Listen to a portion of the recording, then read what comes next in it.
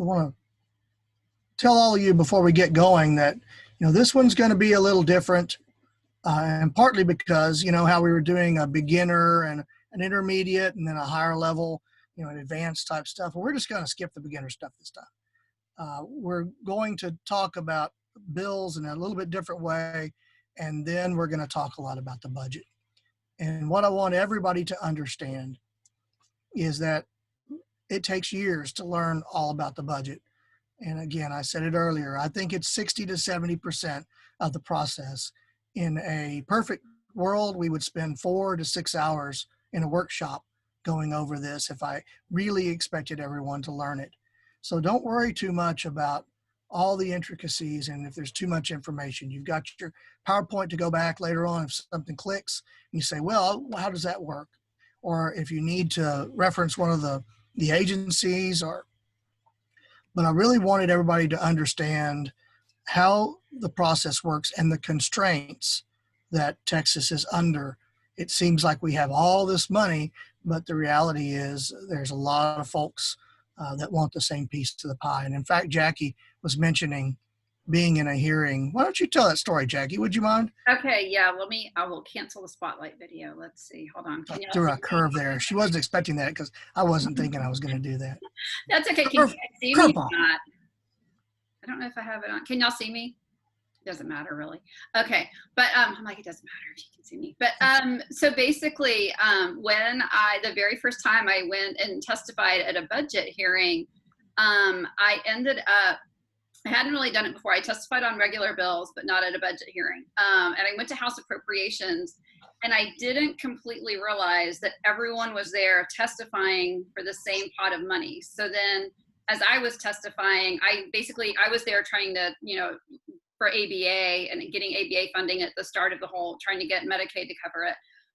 But, I was like, Dennis Burrell was there asking for money for the Medicaid waiver wait list. And then Bob Kafka was there for the attendant wages. And we were like, oh yes, we agree with that too. We agree with that too. And, it was just a really strange experience because they're all, ECI, was ECI in there too? Or is that HHS? Now I might be confused, but yeah, everything that people were, there was nothing that we weren't supporting that everyone was asking for money for. So it was really, really weird to just have to testify over and over again and be there with everyone asking for equally good things that we all support that impact autistic adults and kids. So it was in families. It was kind of a weird experience.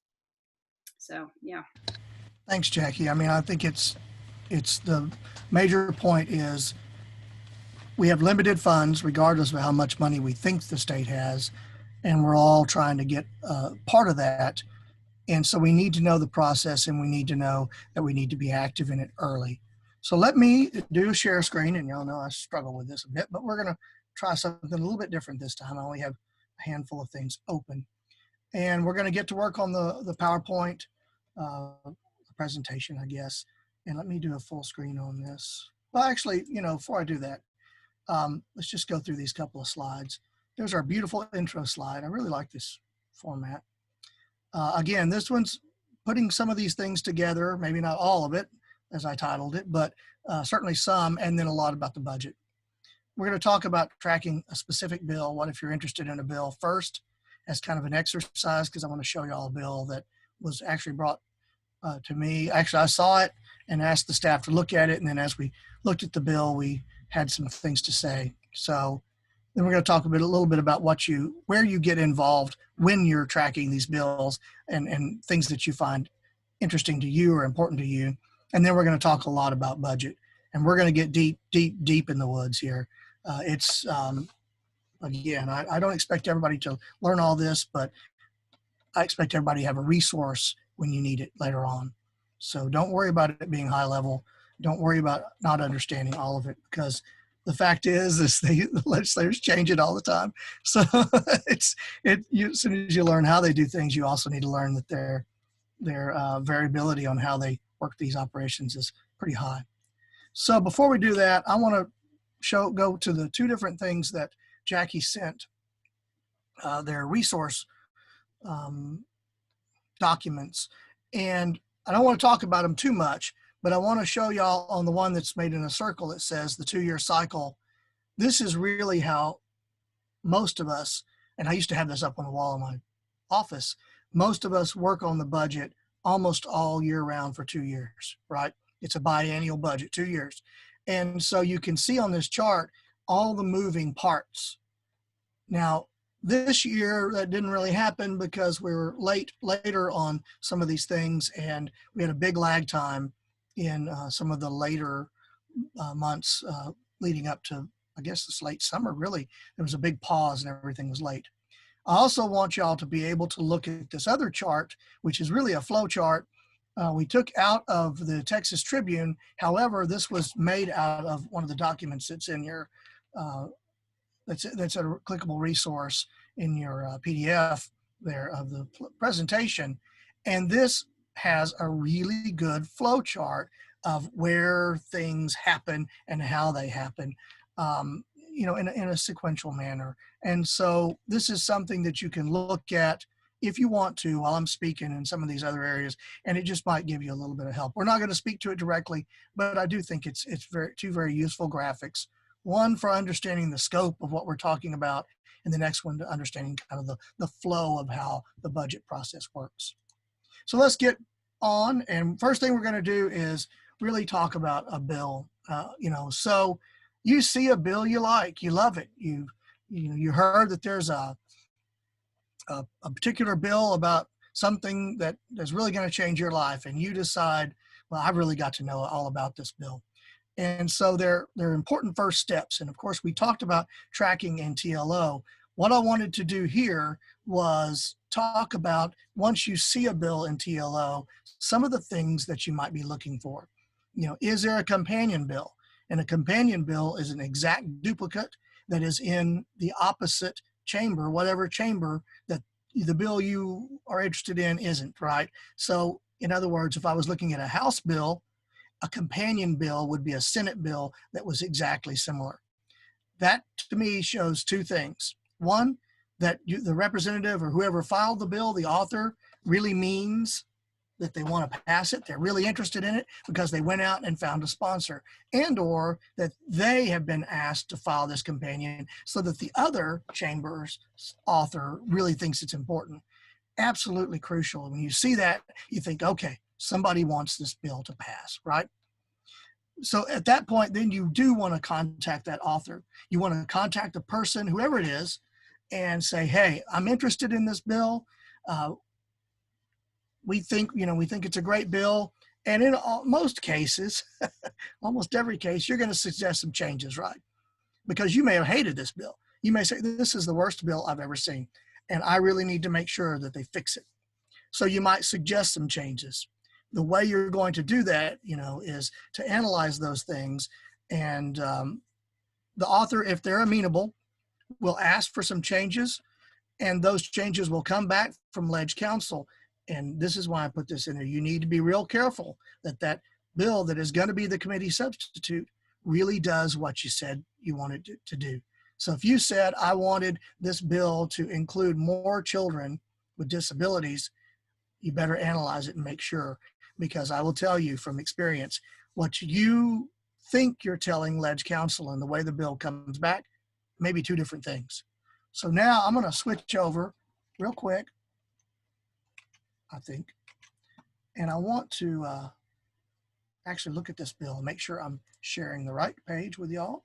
Yeah, Chris, while you're switching over, can you make your computer full screen?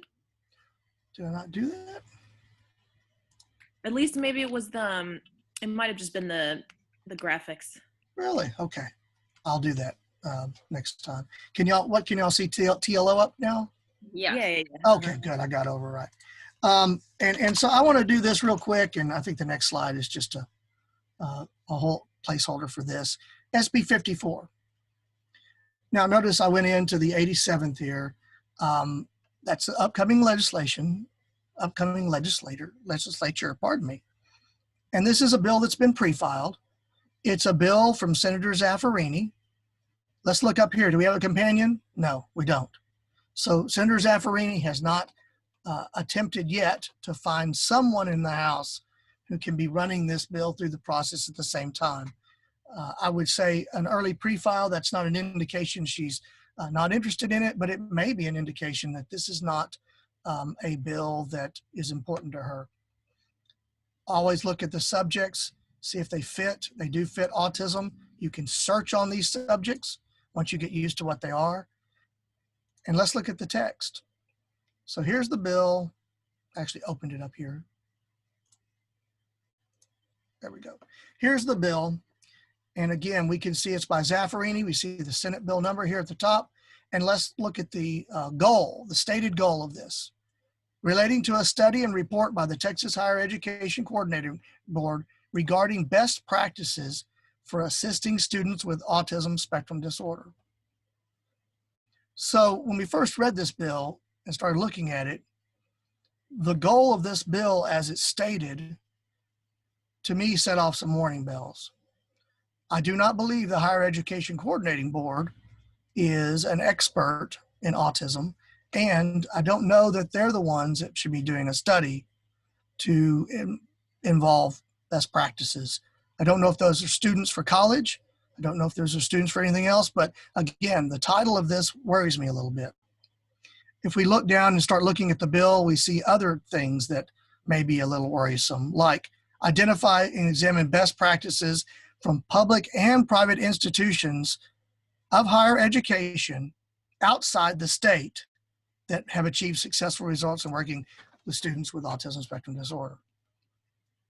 Right there sets me off again. Well, why should the coordinating board be doing a study of out-of-state practices for higher ed, at least I know that, and folks with autism spectrum disorder, when we know that the current advisory committee at the Higher Education Coordinating Board does not want to use this term anymore. They have a more thoughtful term to include just neuroatypical people. And it's a great term. It hasn't been adopted yet, but there's already some warning bells here for me, because I'm thinking, okay, I would rather have a higher institution like A&M or UT or somebody do this study, right? I would like people who are involved rather than, this board. And besides, I just don't think they have the expertise. And so you can go on and look at this, and you can look at this bill and you can say to yourself, I got some issues. Now, in this particular instance, and not to down on anyone and be mean about it, but I don't think this bill can meet its goals the way it's stated. And I'm not really sure you can change it very much, because this title is very descriptive and it's very prescriptive. So if you change the title into, and you can't change the title, if you change the bill into a university doing the study, then that may not be okay with the Higher Education Coordinating Board. And there are people that look at these bills and they'll kill it. They'll kill the bill because it oversteps its initial bounds. My reason for showing this is because if they had talked to us before they filed it, I think we could have had a bill that does some really good stuff. I don't think this bill will do what we in the community think would be a very good job on getting best practices at universities that have some kind of focus on autism. So that's really why I wanted to go through this exercise, because there's a time and a place where these bills can't be fixed.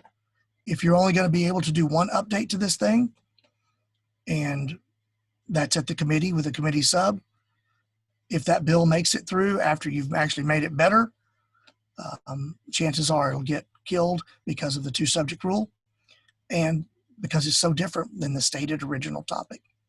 So this is kind of a little bit of an exercise when you're reading these bills, because you can get very excited about them. We do need this, but then you have to look at the bill and see if it's fixable. And this is one of those few cases where I really don't think it is. I would just rewrite the bill and title it something else and refile it.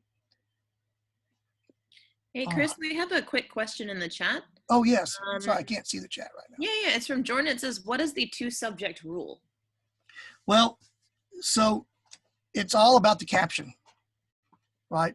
And so if you're trying to do something with the caption and in your bill it states something else, then you've surpassed the 2 subjects and it'll get knocked down. Now, if your bill said related to a study and report by the Texas Higher Education Coordinating Board and a marquee university in the state of Texas and a higher education institution, then you could add them into the other part of it.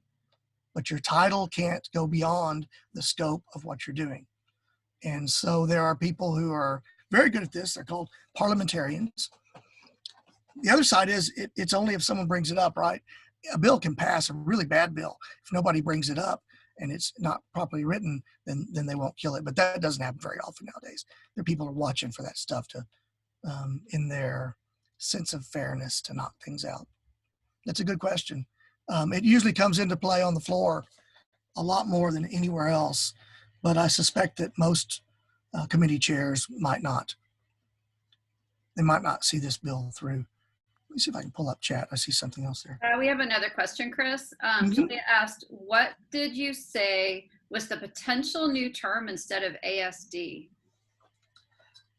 It's a proposal that they made in this report. I'd have to go look it up. The Higher Education Coordinating Board, and what they were doing initially was the bill and the stated purpose was written to IDD. And so what they're trying to do is expand it where it covers everybody who's neurodiverse. And it may turn into a bill and it may pass. It was just a recommendation, which would change the scope of the Higher Education Coordinating Board, where they could serve a lot more people. Right now, they're so focused on IDD, and I could give you a background of that. It's just unfortunate that the person who passed the bill didn't play well with others and should have, because higher education is not just about those who have intellectual and developmental disabilities. It's about everybody. And so the inclusive title, I think, will be very helpful. We'll see if we can pass that. I think Beverly Powell, I think, is interested in that particular bill. So let me go back to the main PowerPoint, and I did something here I shouldn't have done. Come on.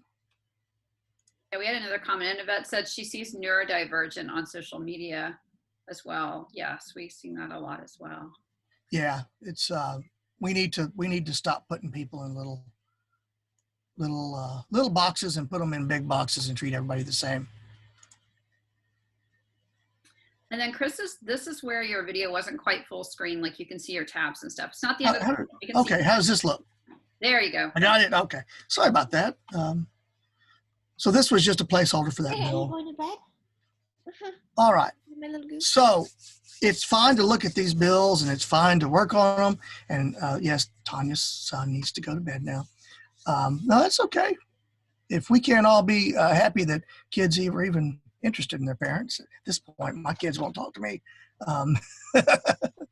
No, what we want to do is think about the times and the opportunities of when we become involved. And so once that bill is filed, and if you're lucky, you get a hearing, right? Lots of bills don't even get hearings. They don't even get hearings in the committee.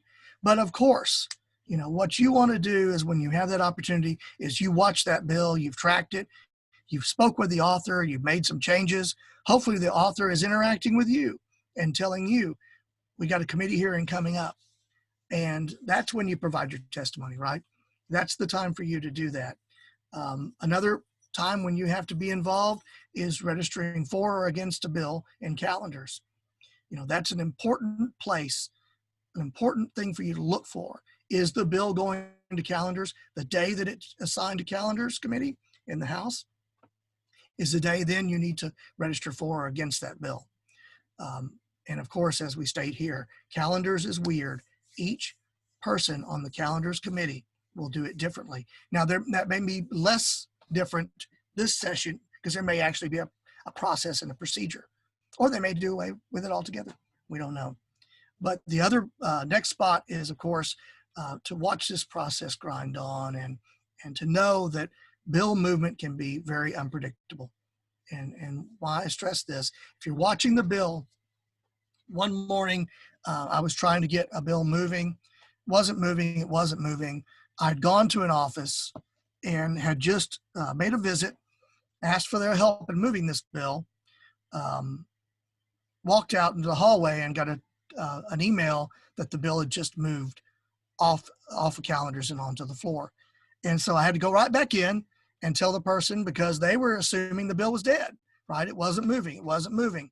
I'd asked for help and they're like, oh yeah, we'll do what we can do, which is, this time probably nothing. And yet the bill moved. It can often be very unpredictable. Again, why you need to track these bills, you need to be aware where they're moving. At that point, there's just an opportunity for you. Bill movement is an opportunity, and it has to be that you take advantage of that opportunity almost immediately. So if you're going to watch these bills, these are, 3 specific areas that you want to be really waiting for and watching. The next thing is when do you do an office visit? I think that was one of the questions we got either by email or some other time. There's all different kinds of different types and kinds of ways to be involved with office visits. You can always call, you can always call people in your local area or in your legislative office, but there are very specific times that you need to activate. And so say your hearing is on Wednesday at 9 o'clock. Then on Tuesday, you need to be contacting every member of that committee to give them a flyer, one-page flyer on your bill, to tell them you support it, whether that's going to be in person or not this time. You're going to want to make the rounds, we call it. Make the rounds. And this is really the committee, folks. It's absolutely important. You be targeted. You don't hit all 150 on the floor of the House. There are times, because there's so many people that serve on Senate committees, you might hit somebody on a Senate committee that you're doing with something else because they have so many at a time. Maybe you're taking 2 very different bills that you may be able to hear them, and you may get 2 birds with 1 stone that way. But there's an opportunity. The other time you really want to do an office visit is when there's something that you need to encourage movement on, right? Had the hearing, the bill got out, it's stuck in calendars. I need to go to every one of those calendars committees, and I need to have an office visit with them. Drop by, show them again why it's important, and get it moving. There are other times when maybe something is stuck and not moving, and you want to set the table for it when it gets to the floor because you have extra time. If it's late in session and that bill's stuck, but it's going to come up in, say, the next week or so, it may be a really good time to canvass those people that you think might have a problem with the bill. You've got a little extra time and you've got a chance to think about it. There are major events. One session in particular, the Senate and the House were feuding. The Senate wasn't moving bills. They refused to. They had been passed out of committee. They were sitting there. They'd gone on the floor. They needed to come over from the House, and the Lieutenant Governor wasn't sending them. Well, the House wasn't sending them bills, and so there was a big standoff. Whatever reason, the standoff cleared, right? And so that means you have to activate. You have to get in there to every one of those committees that next day and make sure that they think your bill is as important or more important than the 150 that they just got assigned, right? And so you have to get in before other people are going to do that. So there are major events when you have to go and do an office visit. And again, if you're tracking a bill, you're watching for these very specific times for the bill to move. And if you're ready to do the office visits, that's just so much closer to getting a bill passed. So that was something I wanted to go over specifically of when to engage and when to activate. Let me see what the next slide is. All right. Does that make sense? Do y'all have some questions or thoughts on that? Because I want to make it clear. It's not just about tracking. It's about watching these very special times when that bill's going to do something.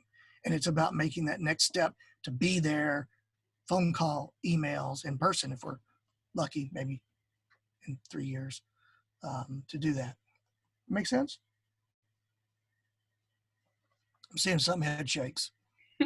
And Jordan said, when do you not engage? When you know the bill is going to pass and no one wants to be bugged by you. Okay. So there are many, many, many times in the Senate they will tell you, we got this, it's okay. They may even tell you, we don't really want any public testimony. This bill's already got the votes. Leave us alone. Mm-hmm. Otherwise, in the House, it's never really like that. But there are times when, yeah, they will tell you, we got it. And if so, then you got something off your plate. You're usually pretty happy about it. And then Julia said specifically the day before, but not any earlier. Was that when we were talking about? Well, so it depends on how many people you got to see, right? If you're talking about the whole entire hack, the House Appropriations Committee, there's 30 of them, and so you might not be able to do 30 in a day. We always try a day or two before. If the committee hearings on a Monday, then yeah, it's Friday. If the committee hearings on a Wednesday or Thursday, you could probably hit it the day or two before that. Hopefully you've already visited these folks already and they know about your bill. Because again, those committees are one of the areas you have to target. You have to make sure that they know, that the committee clerk, that everybody in that committee knows you've got a great bill and you've got a lot of support behind it, or that you hate the thing that's being done. So it can be a day or two, but in general, the day before is really best. It's all about your stack of paper your piece of paper being on top of the stack of papers, right? People do all kinds of things, like they make their flyers look all pretty or put a logo on there, make them different colors. Of course, it'll be different if it's all just emails and PDFs, won't it? Be a little different to try to elevate some of that stuff. So good questions. All right, everybody buckled in. We're going to talk about the budget. And I just can't tell you how complex and how different this process is, but you'll see that there are some things that are similar. There are some things that make sense in the process. And again, y'all can look at that flow chart. We've given you lots of resources here, even some detailed stuff from the Senate. This link here is the Senate Research Center. You couldn't have organization like they do in the House, but that document is, I don't know, 100-something pages or something like that. And it's very detailed. It's, again, a cycle. It's a long process. It starts usually right after session. It may be a month or so of a break between after session ends and when we start working on budget again. Maybe 2. This time it was more COVID. It's weird, right? Towards the end of that process, the Legislative Budget Board, LBB, will have interim hearings. And these are a bit different. They will be basically laying out each agency's legislative appropriations request. There's oftentimes an opportunity to do public comment. In fact, I think there's some due on Thanksgiving for this same exact committee. And it's a weird committee, right? Because it's made up of legislators. It's not just a committee, legislators that are decision makers in the budget process. Pardon me. I don't want to simplify that and pretend these are some of the most powerful and important people in the state of Texas. It's that simple. They will also take into account a whole series of LBB staff reports. Now, it used to be called a GEAR report. If you ever hear somebody say GEAR, and that's again for old timers, but sometimes they're referred to that. And what it is that LBB was given a task, and they have one right now, to look at the Special Education Corrective Action Plan from TEA and to do some analysis on that. We haven't seen that report yet, but those reports generally come out right before session, or they come out before these hearings, because some of them are actual audits. And we didn't talk too much about the state auditor's office, but there's also those reports that'll come out. And if the folks on the LBB see an agency that has squandered money, that hasn't spent money, that has done something they didn't like, it can make a lot of difference on their budget. And so there's a lot of information that goes into these hearings, some very crucial and important stuff. When you look at the delays this year, and we'll look at some numbers when things started. here a bit later. It's changed our process because our input, I don't know how much time they gave us, but it wasn't much. We're lucky we're saying the same things we were to other committees and other interim committees on the budget issues at this point. But I will say that we don't have things in the budget that we had advocated for. They haven't been added, and we're very concerned. Another thing to think about is that this is a biennial budget. We make decisions for 2 years in the budget. So for last session, it was the 2020, 2021 budget. Well, the problem is that the fiscal year for the state of Texas is actually September 1st through the 31st. So it's really the 2022 budget is really September 1st in 2021 through October 31st of 2022, right? And so that's a little confusing. And September 1st, if we don't pass a budget during session, it really is the only bill that has to pass. If we don't pass that budget, we don't have any money come September 1st. And most bills start then. It's the beginning of their fiscal year. At the bottom link here is a really great resource that came out in the Texas Tribune about all the different things that did pass in the budget. And I think y'all be excited to see some information about ECI and some other things in there. We're not going to go through it, but it's a great look at some of those items and elements that do mean a lot. HB3 is in there, a whole lot of stuff. It's really good. Okay, we talked about it. We've talked about it before, the legislative appropriations request, right? Biennial budget for an agency. This is the agency saying, here's the money we need to do our job. Now, oftentimes the state will say, well, we need you to cut 5% off the top of your budget, right? Or 10. Or they'll say, we want you to have a static budget. Or they'll say, let's put another monkey wrench in it. You need to go with a zero budget. You need to justify the cost of everything on there, not use your previous budget as a starting point. So there's lots of stuff that can happen there, but the agencies have to complete these. There was a time when the advocates had a lot more say in the budgets at some agencies, at others never. Now it's pretty much a process that goes straight to the Legislative Budget Board, and that's where we put our comments in. Or there may be an interim hearing we can put comments on. So let's talk about LBB. 10 members, chairs and members of the Budget Committee on both chambers, Lieutenant Governor, and the Speaker. Again, it is 12 of the most powerful people in the state of Texas. And we're not even going to talk about the fact that the governor puts out his own budget, right? And sometimes his budget has nothing to do with the state budget. It's an odd thing. It's a negotiating point sometimes and it's also a way for the governor to kind of talk about his priorities. But we're not going to even talk about that process because really the House and the Senate in the past haven't cared too much about the governor's budget. It was kind of a joke. It's become more relevant for whatever reason in the last 2 sessions. So the LAR comes to LBB and they publish them. And the reason we're talking about LBB so much is that website is the crucial clearinghouse for all this budget information. And we put a list there to all the different LARs. And so that's the first step, is looking at the LAR and figuring out if the thing that you're interested in is in there.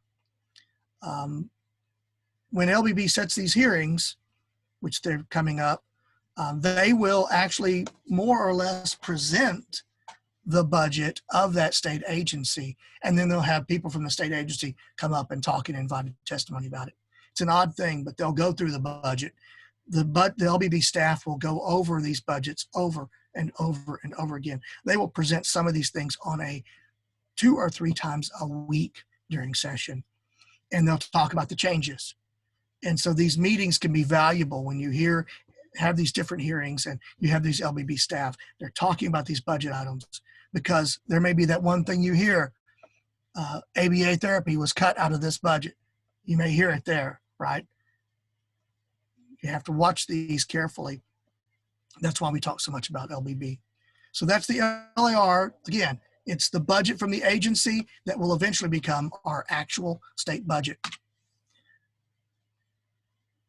At a point in time, and it'll have to be before January something, early January, LBB compiles all these LARs with the direction of the LBB, the board. So staff will compile all these and they'll basically put out a draft state budget, okay? There will be a bill filed, but it's not really a bill. And it'll say, I'm the consolidated budget or the state budget bill, right? It's not really a bill, it's just a placeholder. We'll talk about that in a minute. All of the budget materials will be on LBB's website, and it'll all be in one long list. I'm going to pull it up later on. I think it was 1,000 and something pages last time. Okay. You have to watch for changes. These are living documents. They may change daily, and they'll be published daily. The way they're setting it up now is kind of a PDF system. You may want to download iterations. Every time it changes, download another iteration so you can track changes and highlight those different things. But what you really need to know is that there are items in the base request, right? These are the things that the agency says it needs to function. And that can be things like programs, it can be staff, it can be grants, it can be all kinds of things. But the base request is their real funding priorities. Above and beyond the base request is their exceptional items request. I'll tell y'all that most of the things we care about end up in exceptional items. And there is no guarantee whatsoever an exceptional item will end up in the budget.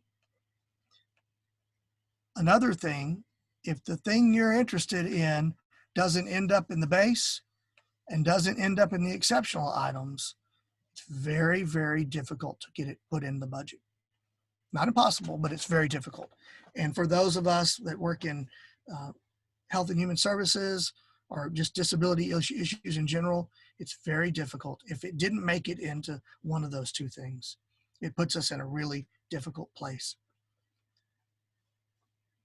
So once they take all these LARs and they turn them into a real budget, there will be decisions made by LBB, and they will split these things up into articles. And we're going to look at those in a minute. But unfortunately, many things that they don't feel they can fund in the base, they'll move over to an exceptional items list, which is basically Article 11. And in fact, in the sheet that I have in the final budget, Article 11 doesn't exist because Article 11 is struck out in the final product. It's affectionately called a wish list. If your thing gets in the wish list, it's not the kiss of death, but it certainly is a couple of nails in the coffin. If you hear, yeah, your program got put in Article 11, well, or on the wish list, you know, it's a pretty sinking feeling. It's real difficult, but not impossible. Let's move on. So about the budget bills. Each chamber switches every session, right? So this last one was HB 1. House Bill 1 was the actual state budget. This next session, it'll be an SB, and I think I can't quite see it. I put it SBXX. I just had a discussion with my wife, who does this kind of stuff for a living also, and is much smarter, and has been doing this longer than most of us, anybody here really. And we talked about how they name these bills. It's been SB 1 before, it's been SB 2. You know, there's no reasoning for why they decided to do that. I suspect it'll be SB 2 this year, but we just put XX there. So look at these dates, y'all. The Senate hearings session started in, I think, January 9th. By the 15th, Senate had already set committees and scheduled hearings for the budget in just a few days. So while everyone says, well, you got time, they're not going to hear bills in committees. Watch out, the Senate's rolling, right? And the actuality is this year, we don't even know. They may already have work done on the budget. The House, that's different. They have to set and assign committees. They didn't start till February 11th. So they were meeting every day at 7 or was it 7:30, 8 o'clock, whatever it was, 7 o'clock in the morning for weeks. Okay. Each session is different. And I suspect that with the way things are going now with the presumptive, speaker, Representative Phelan, that we may have an unprecedented early jump on the budget because he's already assigning offices and moving people around. He has the help of the former speaker. He has the support of the governor, and he's hit the ground rolling, which is really good for us. But it also, in 50 days, this thing's going to start. And if we're starting budget up in, say, 60 days, we've got to make sure that we have all of our ducks in a row. Let me show you what the articles look like. I'll pull this up real quick. And I'll put on the share. See if I can find the right one. Here we go. Can y'all see that? It says HB1 at the top. All Yep. right, good. These are the articles that matter, okay? And there's a whole lot of really good information in here about the budget and about what's available. The $126 billion, 34.5% is federal funding, what's remaining, blah, blah, blah. And then here's all the articles and how it splits up, right? Article 1 is general government. Article 2 is health and human services. Article 3 is education, et cetera, et cetera. You don't see Article 11 on here. Of course, they got rid of all that stuff. The two that we care the absolute most about are health and human services and education. In the budget, there's other committees we work on, but in the budget, we very, very, very seldom work outside of those two things. I have put stuff into Article 9, but that's because we were assigning LBB a task, and it was a little bit different of a process. So let's go back to the PowerPoint. I just want y'all to know that those are there. You can look at those, but the reality is what we're mostly interested in are those two specific committees. And I just stated that here on the deal, so that's good. Let me see if I did this real quick. There's also at that bottom link, a 136-page document that's the summary. Can you see that bottom link? Summary of the 2020-2021 biennium. Great stuff.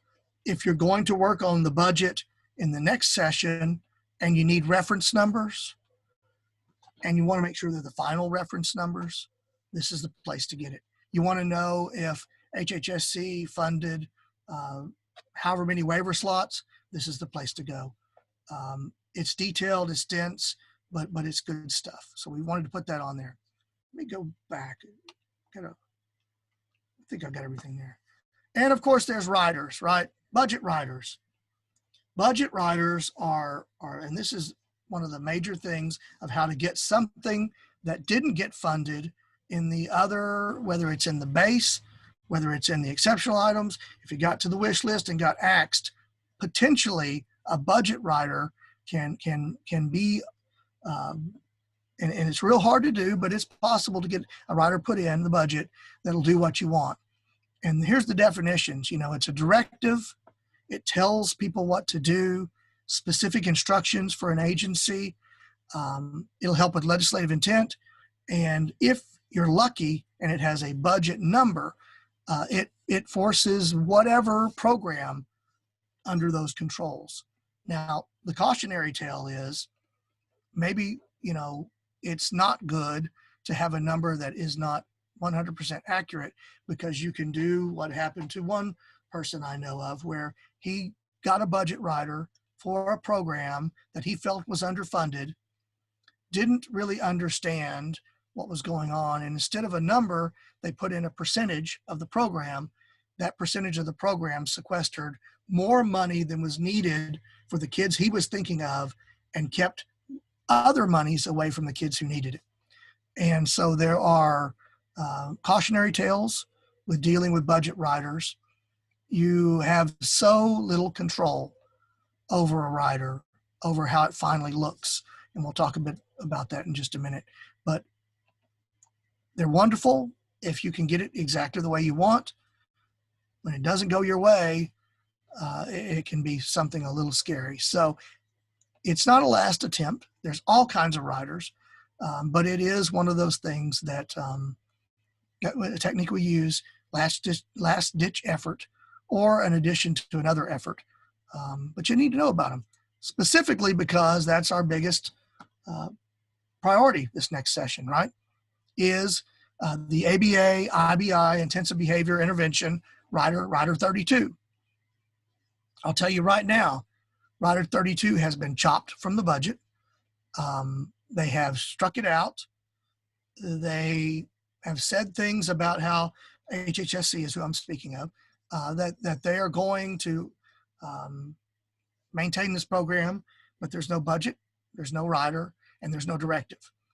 And myself as an advocate cannot, I don't operate under those conditions, and I don't trust anybody who does. There's too much turnover at both the House, even the Senate, and certainly at HHSC to ever take a promise for somebody to keep a $60 million program running, or $150 million program. So I'm not going to read this rider, because what I'd like to do is explain what it does and then show you where it's at, because there's only one easy way to find these things. So basically it says, contingent on the Health and Human Service adding IBI, which is just a different name for ABA, as a medical benefit for persons under the age of 20 with ASD, HHSC may expend funds appropriated in the strategy. And then I wrote the strategy out, which is the Children's Medicaid program, which is a huge program, right? $5.5 billion. And that's to reimburse for the provision of these services, okay? So this says, if they start this program, they can use this money out of the Children's Medicaid program. Now, why is that important? It's important because all the Medicaid programs, regardless of what's budgeted, can go over budget and then be made up in the summary budget, which we're going to talk about in a minute. So yes, they could totally do that. And yes, they don't need the directive on how much money to spend. But that didn't get HHSC to implement this program because they were concerned about spending, and they were told by someone who's not interested in spending not to do it, right? And so the legislative directive that we thought we had, the intent as well as the funding in this rider, didn't happen because they were able to wiggle around the clear directive here and not start the program. So if we had said they must spend $60 million in general revenue on this program, they would have had to use it or lose it, right? Let me open up the Actual Appropriations Act. This is our budget. And I'm going to open this up. Y'all are not seeing it on the screen. Let me get the share thing going. Here we go. And Chris, we have a question too. Okay. Let me open this up and then ask your question while I'm drinking my tea. My voice is starting. Okay, so the question, it's Jordan. Good job with the questions, Jordan. It says, if it says may, does may signify legislative intent? Like it said they may fund, I can't remember now, it's gone, but it did say, like, no, it's kind of optional, but does yeah. It's a good clarification. I think most people are aware legal terminology gives you wiggle room. If it had shall, they shall do this, they must do this, versus may, it gave them the discretion of starting the program or not. And they did. They took that discretion and they were running with it and fast tracking it. And then, you know, the world blew up and plague started and things went downhill from there.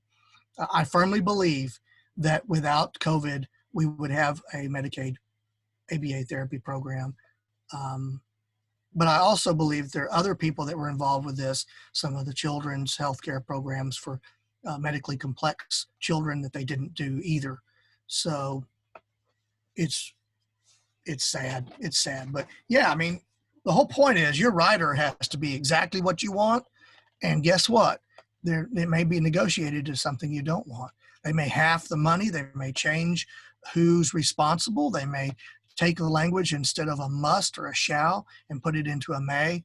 It's really, really difficult once you have other people that are running with your budget writer.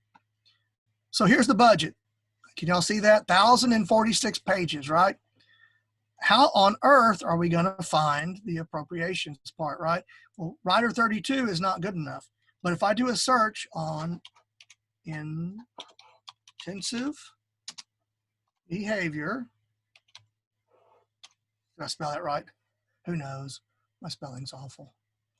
Let me try intensive. You got intensive. I got intensive. Let's do it. Oh, yeah, here's Writer 32. Let's don't make Chris type too much. Jackie knows that every other word is misspelled. Here's the Writer 32. And let me see if I want y'all to see what this looks like in the written form. We haven't manipulated it any. That's the Writer, right? If this said spend 60 million of general revenue, we'd already have a program. If it said shall versus, whatever it says here, may, things would be different. So these riders are really specific. They're very important. They're usually negotiated. And to be honest, it's out of your hands. That's why if you can get the money in the base budget, it's best. That's not always guaranteed. If you can get it into an exceptional item where then it makes it to the base, that's great. If it gets put on the wish list, it's less great. And if it's in a rider, it's wonderful and you're happy to get what you get. But unless it's a directive, it's about money, and then there's a way to wiggle out of it, it's still uncertain that what the thing you were working so hard on is really going to be implemented. And you'll see up above, there's lots of different riders telling people all kinds of things, not just how to use, what funds to use and where they come from, but what to do about it, right? Evaluation of opioids, there's hundreds of riders, all kinds of things with directives on how to use the money in the budget. Very, very complex. Again, the search feature is your friend. Definitely use it as much as possible. Let me go back to the PowerPoint. And like I said, this is complicated stuff. So everybody, welcome to ask questions later on, but we're going to be in this process sooner than later. And I think this is a good way to just introduce all these very complicated issues to y'all. What committees are important? We talked about committees in Health and Human Services and education committees. Well, let me tell you, appropriations and finance are two of the big ones that are more complicated in some ways. And so House appropriations, or we call it the hack, maybe appropriately, and then Senate finance. And I'll be really honest, we have more opportunity to be involved with the hack than we ever do in Senate finance, simply because of the makeup of the committee and the desire of the chamber to be transparent. There is little to no desire to be transparent in Senate finance. There's little or no desire for outside input, and it's a very, very difficult, opaque process run by a Senator Jane Nelson, who has been doing this for years, and she knows it up and down. Her staff is, tops, but they have and will come up with a different budget concept than the House will. Okay, that's the way it works. One may be very similar because they started off from the same spot, right? With this consolidated budget that they were given from LBB. And I keep saying consolidated. I don't know if that's really, it's a budget that's been put together out of these LARs is what I mean by that. So the hack will have their part. The Senate will have their part. The hack traditionally divides up into subcommittees, which takes this 27-member giant committee and breaks it down to where it's a lot easier, right? When you've got, 5 or 8 people on Health and Human Services or education, those are the people that you're having to contact at the beginning. Those are the people you're going to know if you have support. Those are the people you're going to build a relationship with, and they're going to say, you've got to, I'm on board with this, we think it's wonderful. You got to convince the rest of the committee, because they've got the subcommittee has to vote on it. And if they don't adopt it, your chances of getting it into the main budget are even more difficult. But if they do adopt it, then now you've got to advocate for whatever it is for those remaining 20 members, right? 21, 22, whatever it turns out to be. So it splits up like that.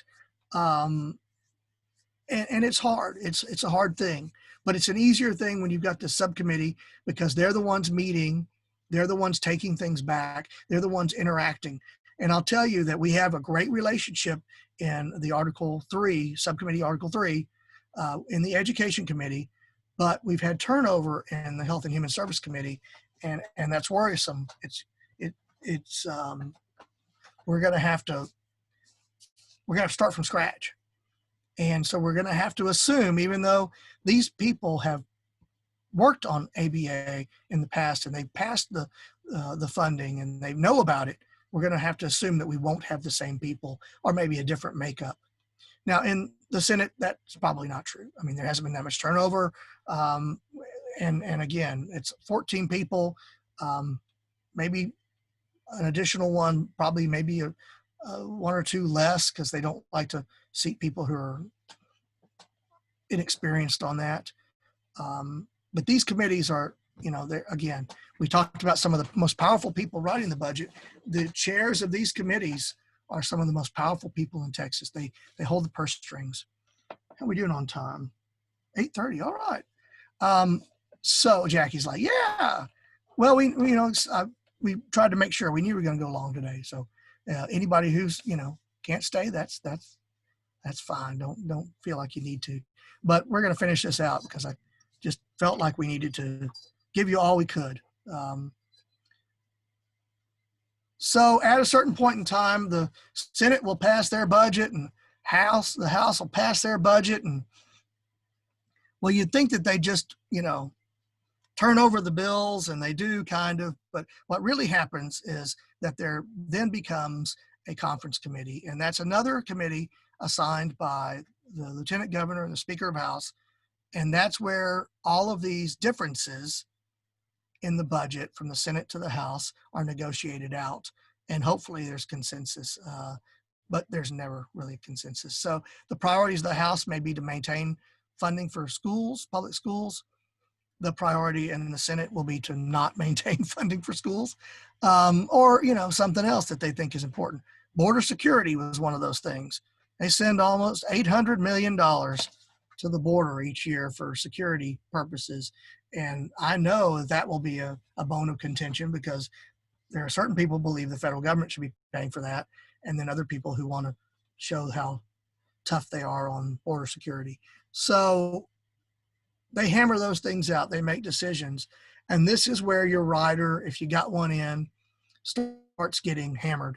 If the rider is the same in the House, if you got a rider in the House and you got a rider in the Senate and it's the same, you've got a great chance. But if it's a different rider or you only have one in one chamber, it's really tough. You have to, again, hope that whoever's working on it with you, has some power and has some interest, or can, advocate for it for you, because it's really difficult. But the conference committees, I'm pretty sure it's one of those, we did a consensus thing and nobody's ever really happy. There are things that at the time, no one's happy with the way it turns out. After the budget's passed, I will tell you, this is the greatest budget the state of Texas has ever seen. This budget is the best budget ever. And they will pat themselves on the back and talk about how fantastic it is, literally for hours in the Senate chamber or in the House. And it's just a fun thing to watch when you know that so many things that you cared about were cut out. And we're going into a difficult budget year. However, the comptroller has said that he doesn't think it's as bad as he thought it was going to be. We're going to talk about that next, after this process here. So I want to throw, again, this one is the most complicated bunch of mess that you've ever seen. And what we're going to do is we're not going to talk about all these very much, really high level, but I wanted you to have the information because otherwise these things are just acronyms and words. I talked about it briefly, the supplemental budget. The supplemental budget is everything, and it's mostly Medicaid, that didn't work out in this guesstimate that they made for the previous 2 years. It's essentially a budget shortfall that is made up of a lot of Medicaid funding or things that they couldn't accurately predict. Well, guess what? The supplemental from the last biennium has to be addressed in some way in the current budget. So what I mean by that is also obtuse because for the first time ever in my memory, last session, they did not have a supplemental budget. Typically, they'll pass a budget that addresses issues, again, whatever gaps they might have, and it is usually an SB 500 or an HB 2, and they did not do that. They just didn't do it. They, and I'll show you why in a minute, but they absorbed that money, that essentially big gap, and put that into the regular budget. Now, I don't know if they're going to do that this time. We don't know what the supplemental will be, but last budget supplemental was $8.4 billion, right? And so we hear a lot, just use a rainy day fund. Use a rainy day fund, which is your next bullet point there. Oh, pardon me, your next star. The rainy day fund, the economic stabilization fund, right? Well, guess what? If we paid what we owed for the last 2 years, last year, we would have used every penny in the ESF, the rainy day fund. And Texas needs a certain amount of money in the rainy day fund. I think it's about half of that in order to keep its A+ credit rating, which is odd since we're so bonded out that I would think somebody would take that into account. But we're bonded, and that's why our bonds are at low interest rates. So you can't just pay for the supplemental in the rainy day fund, right? You have to pay for it out of the money that's available in the budget. How do we know what's available? Because the comptroller will make a certification review estimate, which they're going to do again, and they update these constantly. And they're going to do another one at the end of this month. They just released the document earlier today, which was great to see. The information about that is 9 pages long, just on what they're going to do in this meeting for LBB. So the comptroller will essentially at this date tell them what they're thinking. They'll do the revenue estimate from that certification, and then we'll go. Now, here's the thing, and I don't want to go into these too much, but we have a budget that only really allows the state of Texas to use between 10 and 20% of our actual growth in state funding, what we expect to make on things that are discretionary. Much of our budget is tied up into programs, into agencies, into things that the legislature can't even do anything about, right? We've tied up money for transportation. We've tied up money into all kinds of programs, Medicaid, all kinds of places. And when you get these estimates of what the overall budget is, at the end of the day, what you see is a much smaller amount being made available for general revenue to spend on things. And that's usually the money we're interested in getting a piece of the pie of, right? So you've got a supplemental, you've got the ESF, and you've got a sequestered amount of money that the state of Texas is supposed to have gotten. And unfortunately, our Constitution says we can't grow the government more than the economy. Well, I have news. The economy didn't grow in the last couple of years. And so instead of adding 10% to the budget, or hopefully more than that, you can't go backwards, at least. There's no way to do that. But the certification may actually be lower, and therefore we'll have a shortfall anyway of the previous budget because we didn't make as much money, right? Now, I know this is all complicated, but the reality is we have about a $4.6 billion shortfall at the last time the comptroller talked about stuff. So even if we paid the supplemental, we'd be at zero. We're actually 4.6 or maybe 3 point something billion dollars in the hole today that we didn't raise in the last few quarters since COVID. And so we don't know what the budget's going to be. What we do know is that regardless, the idea of us having more money than less is probably a good thing to bet on. And that there's only going to be so much money out of this general revenue, which is going to shrink because we have dedicated funds in all these other programs. And there's a great document there. I think it's under the BRE part that will really help you understand the differences in the budget and how that is put up by the comptroller and how these just there's not as much money as you think. So the other and the last most enduring, most sad, painful, sickening monkey wrench is the governor has a line item veto in the state of Texas. The governor can take any line out of the budget, and it includes riders, and he can just scratch it out like it never happened. So all that work that you went to get a rider in can be eliminated. A program that you fought for funding for, that you got in the budget, that you think will help a lot of people, if the governor doesn't like it, he line items it and it's done. If he doesn't like something, and you won't know because they don't really talk about that kind of stuff, it's gone. There's nothing you can do about it. Perfect example is that we worked very hard to get the Office of Court Administration to have extra funding to go out and help people in guardianship, to find people who were not doing the right thing, to help people understand where their funds were, and even find people who were no longer alive. And we had money for them to do so, to expand their workforce to do so. The governor felt that that was not the task and duty of OCA, the Office of Court Administration, and line item vetoed that entire thing that we'd tried so desperately to do to clean up guardianship in Texas.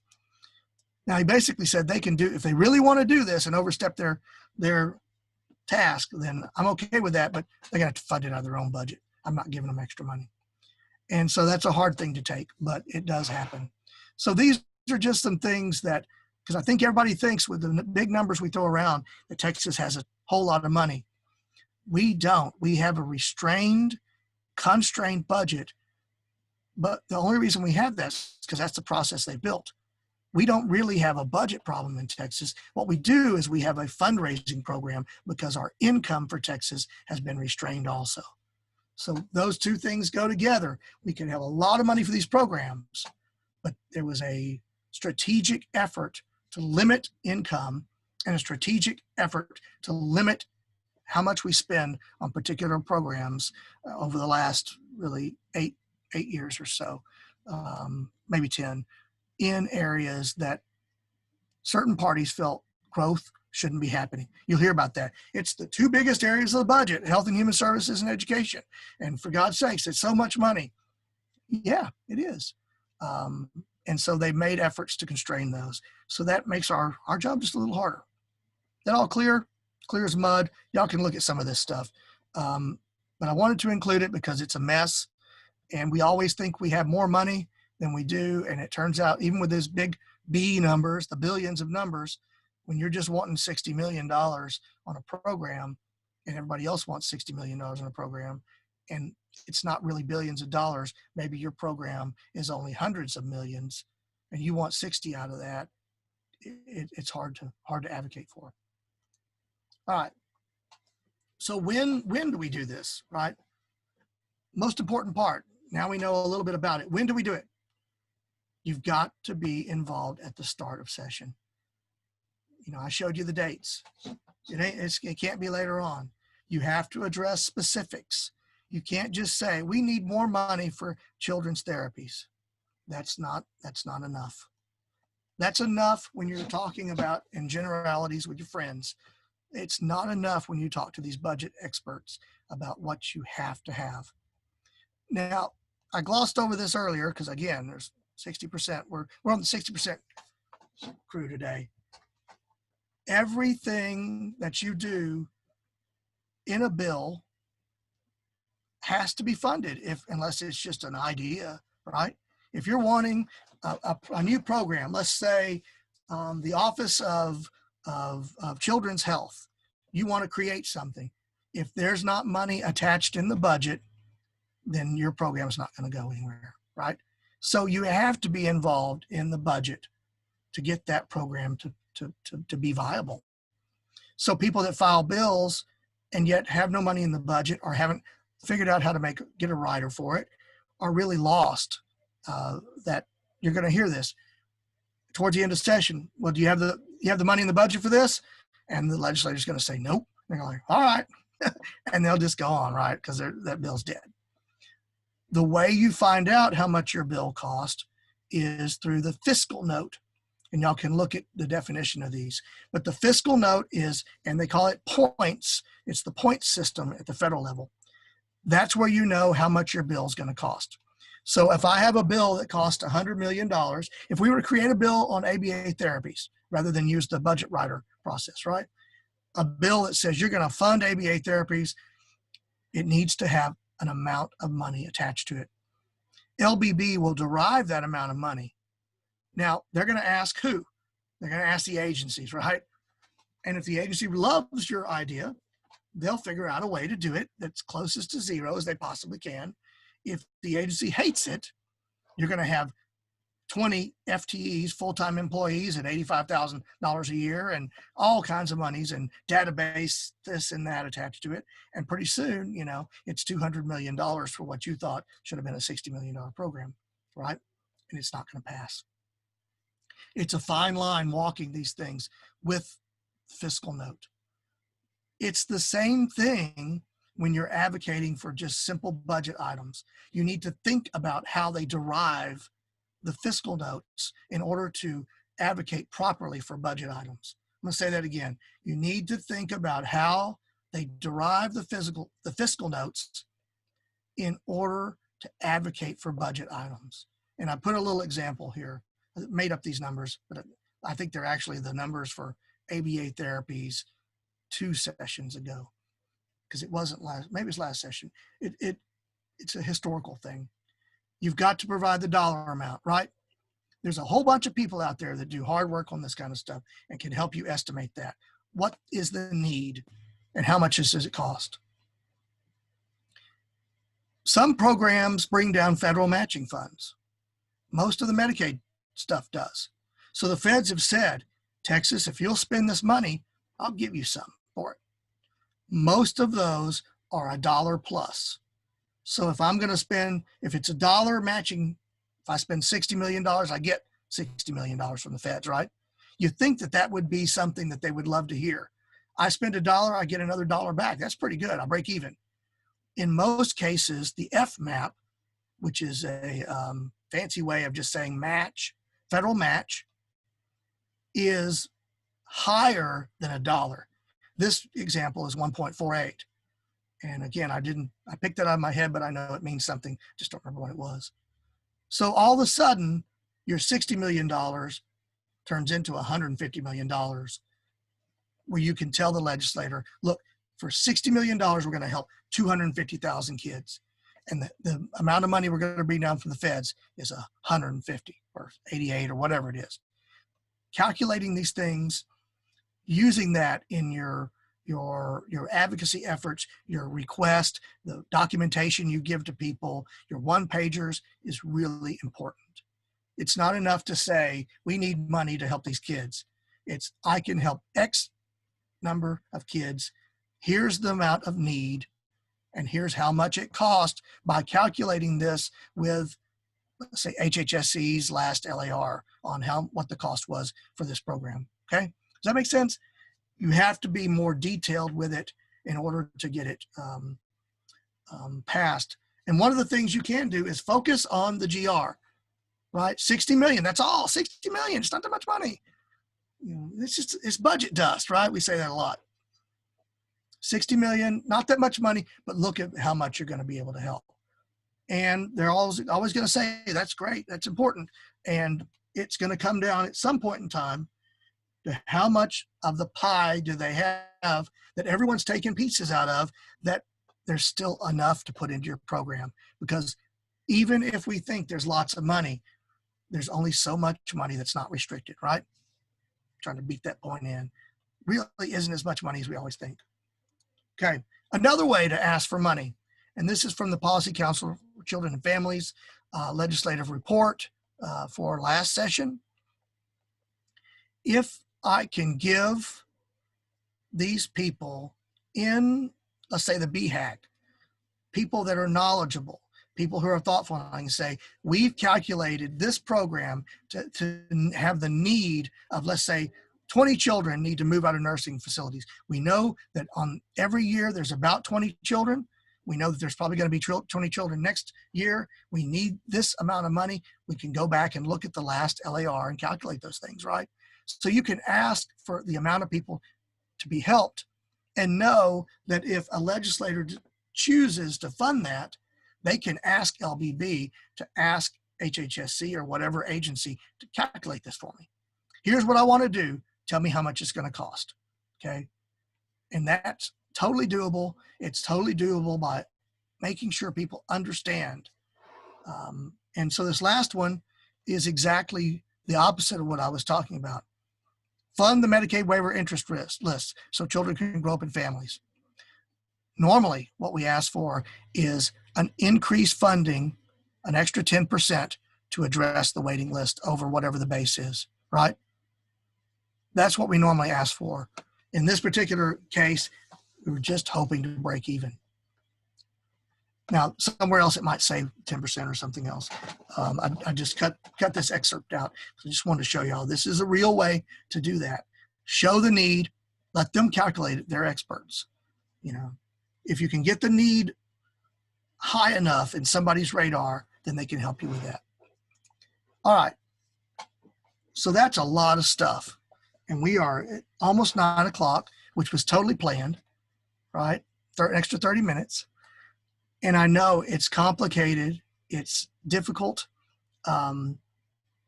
It's a process that's kind of underlies and is away from the rest of the legislative session. And I don't really understand why. I've never understood that, because so much of what we do needs money.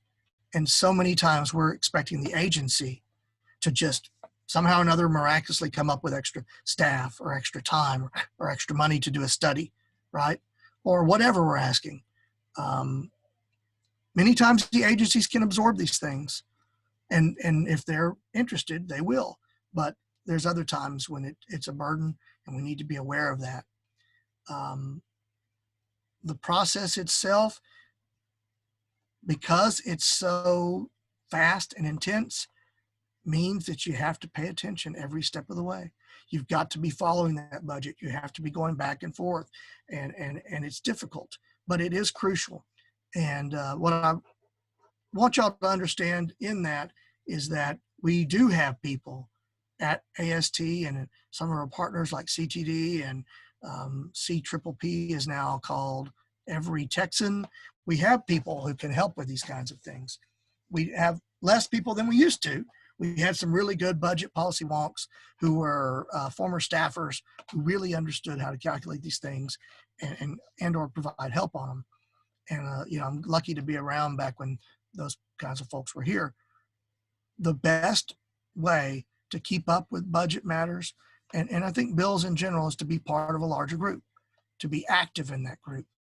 And so what we've tried to do is make sure that everybody's attended these, that again, you have the option of getting more information about bills, about bill movement, about things going on in the budget through these advocacy alerts that we're going to do through Google. Now, this would be basic information when a hearing is. It'll be more in-depth information when we're asking someone to send an email, make a phone call. And when we'll have some of these out through our regular MailChimp and newsletter services and action alerts. But we'll have more of that on the federal end in the action alerts, depending on the whatever thing it is. When we need a lot of folks, we're going to focus on those main priorities. So when it comes up, when budget issues come up with ABA therapies, everybody knows we've been working on that for 3 sessions or whatever. Everybody's going to get an email throughout the organization.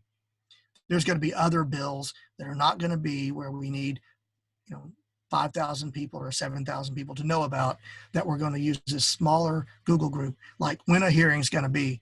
If we know we're going to need written testimony, there's going to be ways that we're going to set priorities, and then ways that we're going to try to engage folks a little more one-on-one.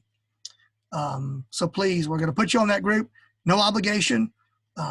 Just unsubscribe if you don't want to be. That's perfectly fine. And what we were hoping to do is take this group of people who have lasted, who've really found these things interested, and to try to get them to be part of our advocacy crew. Everyone can take one of our surveys. We've got these legislative surveys. We want to hear about your issues, the problems, anything that you've encountered that's an issue. Please let us know. It only takes a few minutes. We find these things and these interactions. 2 parts of it. It's really helpful for us to know if there's something we're missing, and it's also nice to know and have the major issues out there reinforced, that we know we're going in the right direction. Sometimes knowing that we hear from 20 people that there's a particular issue that we are already working on is really helpful for us to know that it matters. January 14th at 7:30, we're gonna release our policy priorities. We're gonna have a meeting just like this one, and folks are gonna present on the areas and the bills that we're actually working on. We're gonna try to limit that to about 3 per category. If we can. There'll probably be like 3 or 4 on special ed, health and human services, budget, who knows what else. We haven't got all that down now at this point, because we're really trying to figure out what things are going to be priority, as well as how much work you can put in stuff if session is not going to allow us much opportunity to advocate for them. So there's some things that we're not going to get done. We suspect, but we're going to have them ready to do so. So that is it. I'm happy for questions. Let me get off my screen here. So Chris, we have a question from Jordan back from when we were doing the House Appropriations Committee. He said, how much do House Appropriations Committee subcommittees communicate and overlap in membership with their corresponding House committees? Well, so everybody that's a member of the subcommittee will be in the HAC. So they're in that larger appropriations committee. In the Senate, there's only, there's a lot less people. And so they actually are in lots and lots and lots of committees. I suspect that they're gonna make less committees this next session, where they're not quite meeting as much. That's been a trend every session, that the Senate collapses stuff, where you had in the House, you'll have public health and health and human services, which, definition of that could be collapsed, but they don't. So I guess in general, it just depends. But you're going to have people who are in that subcommittee that are in the greater appropriations or finance committee.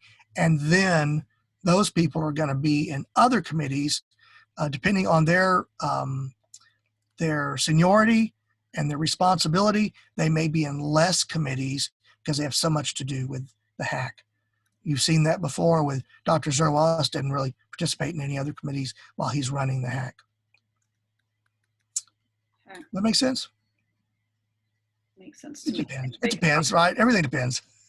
If it doesn't make sense, type a comment. And then we did get another question. Oh wait, no, I'm reading the wrong thing. Oh, Julia asked, when will we know more about how office visits will work, or what will replace them during these pandemic times?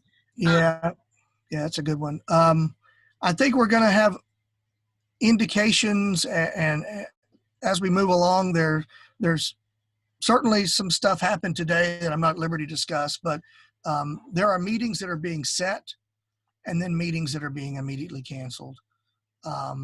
There are extra seats being installed in the Capitol and plexiglass everywhere, and nobody's sitting in them because the meeting was canceled. So, how it's going to work out is not well known. I think that we're going to have to I think we're going to have to focus on written testimony and phone calls and emails. I really do. But the opportunity to go visit with people, that's still going to be until everybody gets a vaccine. That's going to be an individual decision. And I don't know. I suspect I know right now there are offices at the Capitol who are, running around in the halls with no mask, and there are other people who their whole entire staff works from home. So yeah, it's a mess. I would assume that Zoom testimony is a way that some of them may address it. I don't know that I suspect that will be an actual thing that happens.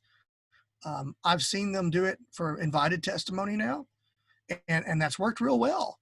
But invited testimony is limited, and it seems to take longer on Zoom. And there's, of course, technical difficulties with people. But I suspect that, unless there's not very adaptive technology. Some of them aren't. You're right. There's a couple of them that are ready to go. I suspect that it'll be just all written, and we'll be lucky to get that. There are certainly undercurrents. Public testimony and public input is neither desired nor required. So, we'll see. When will we know? I think that we have some more indications, and mid-December, there will be some decisions have to be made, about opening the Capitol, about not opening the Capitol. I won't say this out loud, but there's a whole bunch of senators who probably have COVID, and they're not real happy about being around people right now because, there's staff and other stuff that haven't taken the precautions, and there are people who are sick up there or that would have gotten sick up there. And I hope that they're thinking about other people more than they did before they got sick. But that's just, rumors. I don't know if it's true or not. We should be prepared to be flexible, and we should be prepared for Zoom. We should be prepared for writing a lot and getting all of our information together, because that's the nice thing. Once you've written that, you might not have to write it again until the end of session. Talking about ABA therapies and or any of the issues we're dealing with, special ed. Once you create that flyer, updating it's really fairly simple. And we're not going to be, if we're doing written testimony, we don't necessarily have to be limited on page number unless they tell us that they're limiting, right? We have to follow those directions in the committee meetings, follow them to the T, everything, who it goes to, how many, where it's supposed to go, what if you're supposed to do a page per question. They may ask us questions, do the RFI thing again, but we have to be prepared for all that. I wish I had a better answer, but I don't. Anybody else? Thoughts, questions? It's 9 o'clock. We'll let y'all go quick unless someone has questions. I want to thank everybody for being here and sticking with this. Again, that's an overview that we could take 4 or 6 hours and, talking about the intricacies of and how it works and looking at stuff. But we just don't have that. Nobody does. And so that's a crash course. I don't know how many people actually do any training on budget anyway. So we decided we had to. Thoughts, questions? Jordan's full of questions tonight. Jordan, you got any more questions? I do. I have a random question. Have you ever advocated for the repeal of a law? That's a good one. We don't traditionally have a lot of repealers in our stuff, which is kind of interesting because we've been repealed, right? Dennis had that bill that I had about employment incentives for people hiring people with disabilities. We found out Dennis is like, no, we passed that way back when in the dinosaur age, and turns out it was repealed. Not a lot of repealers. That's a lot of times that's somebody trying to be tricksy, and we can't really do that kind of stuff because we get caught being tricksy, they're going to spank us. You know, we don't have that kind of power to try to manipulate that process. If we were going to eliminate something, instead of having a repealer line, very simple, it just says repeal, we would have a section and a strikeout to make sure everybody knew it. That's a good question. It's a tough one. I've never done that, and I probably won't. Tanya has. Tanya probably do that all the time, but that's the kind of gal she is. She's a repealer. That could be a good band name, the Repealers. Any other questions, thoughts? I'll stop you now. No. No, that's okay. We're at time. I know. I'm kidding. Now we're getting into band. This is comedy hour. But we will send everybody the link to this, and the links for, the links are all in your slideshow, and we'll definitely keep you all updated on everything we're doing. So we're excited that everybody stuck with us. So thank you. Absolutely. We appreciate it very much. It's wonderful to see y'all and see the interest, and really to do something that I wanted to do for a long time is not Advocacy 101. This was a different bear. So I thank y'all so much for putting up with us and all the silliness and talking about cats and whatever else. So thank you all so much. We appreciate it. Take care of yourselves, and hopefully we'll see everybody in January. Have a happy holidays. Be safe. Don't take chances with you or your family. Be careful out there. Great. All right. Bye-bye, everyone. Bye.